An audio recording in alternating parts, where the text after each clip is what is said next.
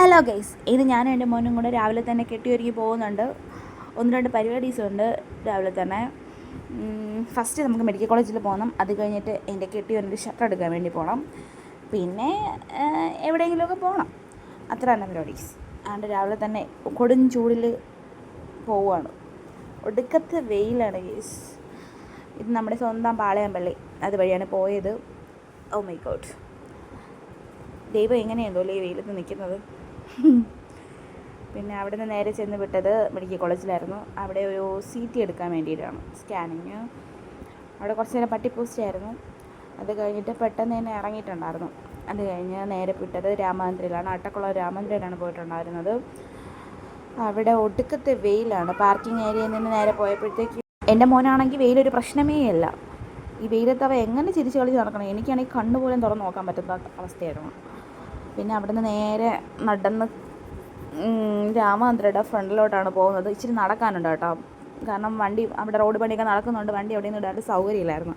അങ്ങനെ പാർക്കിംഗ് ഏരിയയുടെ അകത്താണ് കൊണ്ടുവന്ന് ഇട്ടത്. അത് കഴിഞ്ഞിട്ട് ക്രോസ് ചെയ്യുന്നത് എത്ര പാടാണ് ഇത് കാണുന്നത്. വിശന്നിരിക്കുന്നുണ്ട്, നല്ല ബിരിയാണിയുടെ മണം വരുന്നുണ്ട്.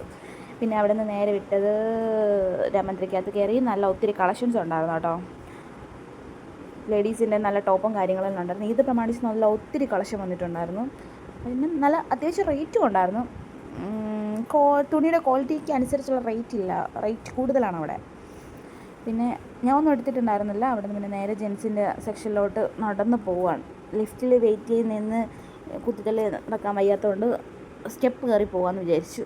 അങ്ങനെ അവിടെ ചെന്ന് എൻ്റെ മോനാണെങ്കിൽ ഡമ്മിക്കകത്ത് എന്തൊക്കെയോ തൊട്ടും തലോടിയൊക്കെ പോകുന്നുണ്ട്. ഇത് പാൻസിൻ്റെ കളക്ഷനാണ്. ഒത്തിരി പാൻസും ഷർട്ടും ഒക്കെ വെറൈറ്റി കളക്ഷൻസൊക്കെ കൊണ്ടുവന്നിട്ടുണ്ടായിരുന്നു. പിന്നെ എൻ്റെ ചേട്ടൻ എടുത്തത് ഇതാണ്.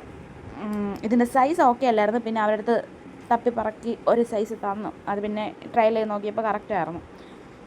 അങ്ങനെ വീണ്ടും ഇനി അടുത്തൊരു ഷർട്ട് തപ്പുന്ന ബഹളമാണ്. പാൻസല്ല തപ്പുന്ന, പാൻസിൻ്റെ ഇടയിലെല്ലാം തപ്പുന്ന.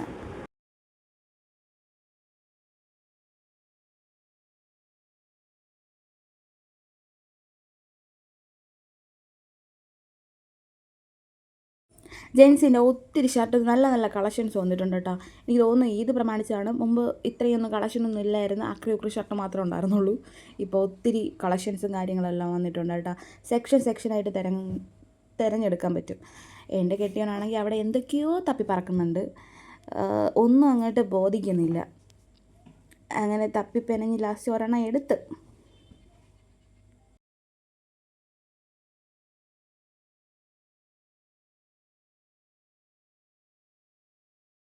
എനിക്ക് പിന്നെ പ്രത്യേകിച്ച് അവിടെ പരിപാടിയൊന്നും ഇല്ലാത്തതുകൊണ്ട് ഞാൻ അവിടെ ചെന്ന് കുറച്ച് ഫോട്ടോസും കാര്യങ്ങളൊക്കെ എടുത്തോണ്ടിരുന്നു.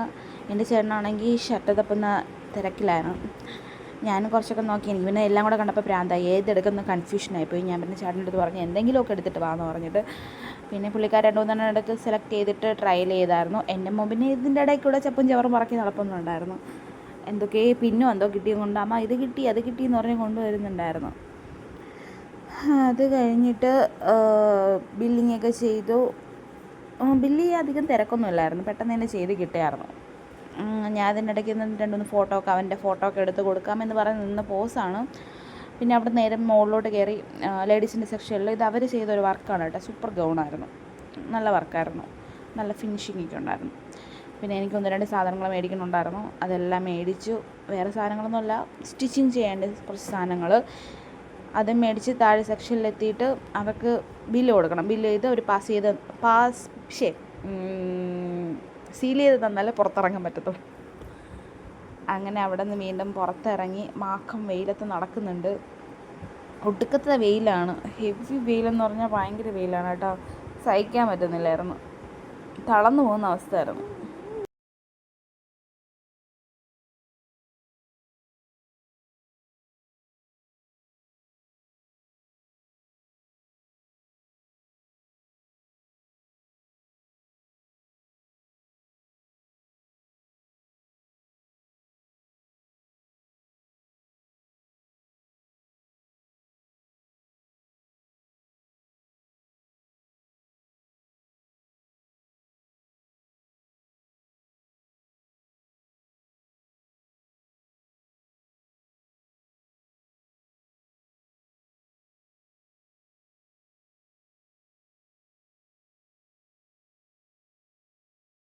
ഫുഡ് എന്ന് പറഞ്ഞിട്ട് പോകുന്നുണ്ട്. ബിരിയാണി മാത്രമേ ലക്ഷ്യമുള്ളൂ. പിന്നെ എൻ്റെ മോൻ മെനു എടുത്ത് എന്തൊക്കെയോ ഓർഡർ ചെയ്യുന്നുണ്ട്. കാര്യമായ ഓർഡറാണ്, പക്ഷേ ഒന്നും കഴിക്കാനൊന്നും പോകണില്ല. എനിക്ക് പിന്നെ ബിരിയാണി മുഖ്യം ബിഗിലി എന്ന് പറഞ്ഞ് ഞാൻ അവിടെ ഇരിപ്പുണ്ട് കേട്ടോ. ഫസ്റ്റ് ചെയ്ത് നല്ല വെള്ളം കുടിച്ചു കേട്ടോ. ഭയങ്കര ദാഹമായിരുന്നു. ഈ പൊരിഞ്ഞ വെയിലത്ത് വന്നതല്ലേ, ഭയങ്കര ദാഹമായിരുന്നു. എൻ്റെ മോൻ പിന്നെ എന്തൊക്കെയോ ജ്യൂസുകളും കാര്യങ്ങളെല്ലാം ഓർഡർ ചെയ്യുന്നുണ്ട്. അവരെന്തോ ബ്ലൂബെറിയോ അങ്ങനെ എന്തോ ആണ് ഓർഡർ ചെയ്തത്. ഞാൻ ലൈം കുടിച്ചു. ചൂടത്ത് ലൈമാണ് നല്ലത്. അങ്ങനെ ഫസ്റ്റിൽ തന്നെ നല്ലൊരു ലൈം പാസ്സാക്കി ഇരുന്നപ്പോൾ തന്നെ ബിരിയാണി വന്നു. സൂപ്പർ ബിരിയാണി കേട്ടോ. നല്ല വെർത്താണ്, നല്ല ക്വാണ്ടിറ്റി.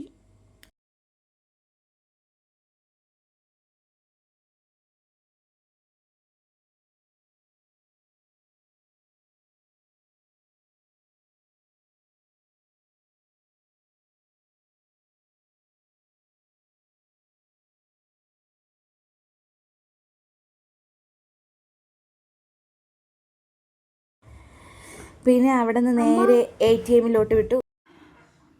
പിന്നെ അവിടെ നിന്ന് ATM കയറി. പിന്നെ അവിടെ നിന്ന് നേരെ വീട്ടിലോട്ട്.